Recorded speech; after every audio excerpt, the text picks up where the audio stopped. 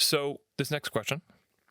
You both share a VIP lifestyle, meeting and connecting with extremely successful or high-profile people.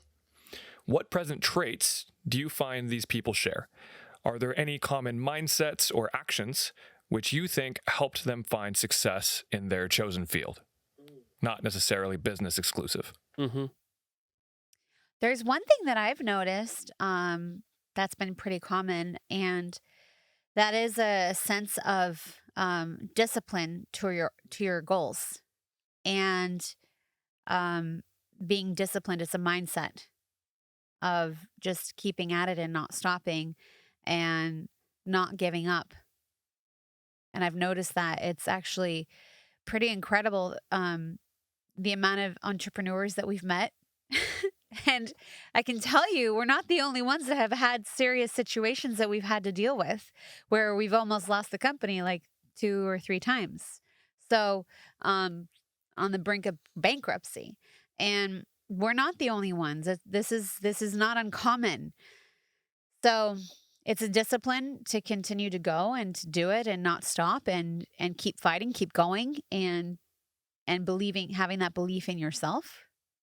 That's discipline. Nice. Yeah. I think the most common trait of the most successful people that I've noticed, the number one thing that sets people who are successful apart from those who are not, is just responsibility.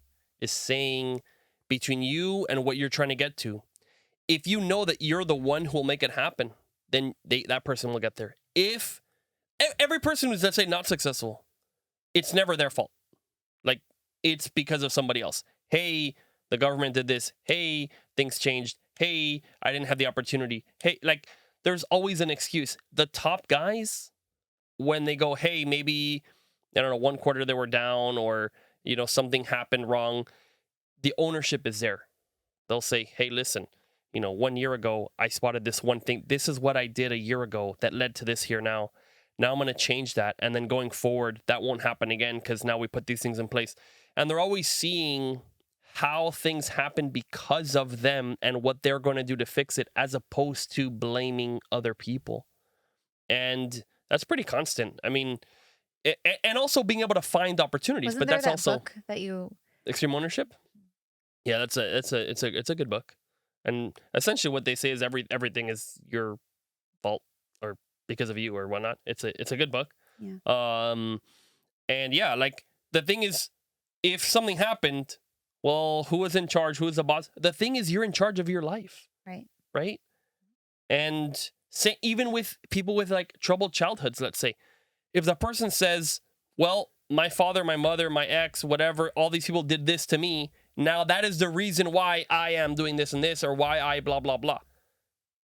Well, the opposite will be, hey, I learned from this and this, and now I'm going to act this way. It could be the same exact scenario, the same exact household. But the way that you frame it and view it, and the way that you're going to act, you can blame a person, or you can just know, hey, no, I'm the one doing this. That is so powerful, Aaron. You know? That's what I've seen. I've seen that. I totally agree with you.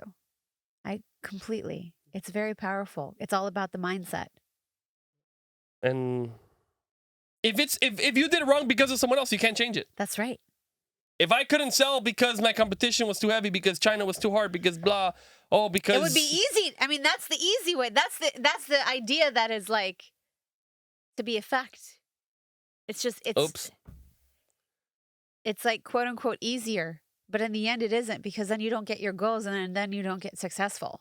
I didn't get into Harvard, so I couldn't be a good lawyer. And you know what's so unfortunate is that in the society today, it's pushed. 100%. That idea that you're mentioning here is pushed 100%. to be effect instead of being cause. 100%. To say, oh, it's because of the government. Oh, it's because of...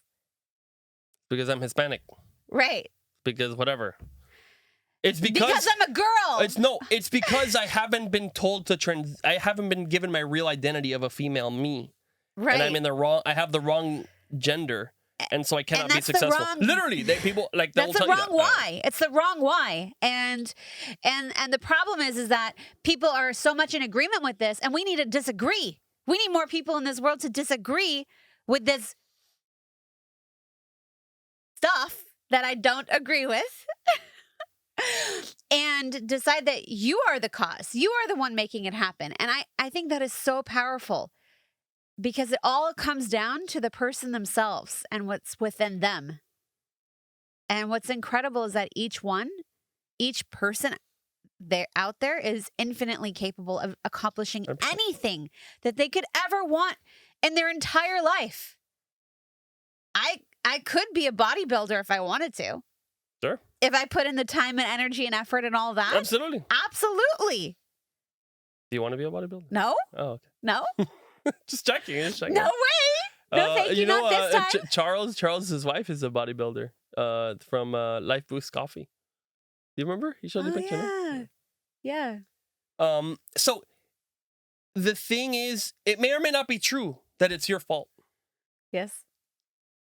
You say, well, I flunked my class because my teacher was mean. But then you can't do anything. You can't do anything about it. Let's say that's true. Let's say it's true. Who cares? Exactly. Who That's cares? the point. Pretend it's not true and just be like, no, it's because of me. Even if you believe it's false, like just pretend it. Because if you put the 'Cause then you can do something. responsibility on the other person, you can't do nothing to fix it. You're screwed. The only way that you can fix it is if you can see if there's anything that you could have changed yourself to make it better, including, let's say that Aaron and I got into an argument, which, has never happened ever in our history of being together. It's never been because of you. It's never been your fault. Never. But if we both take the ownership and responsibility of how did I create this and what did I do to make this happen, and we were both to do that, it's very interesting how fast that disagreement gets solved. It's magic. That's true.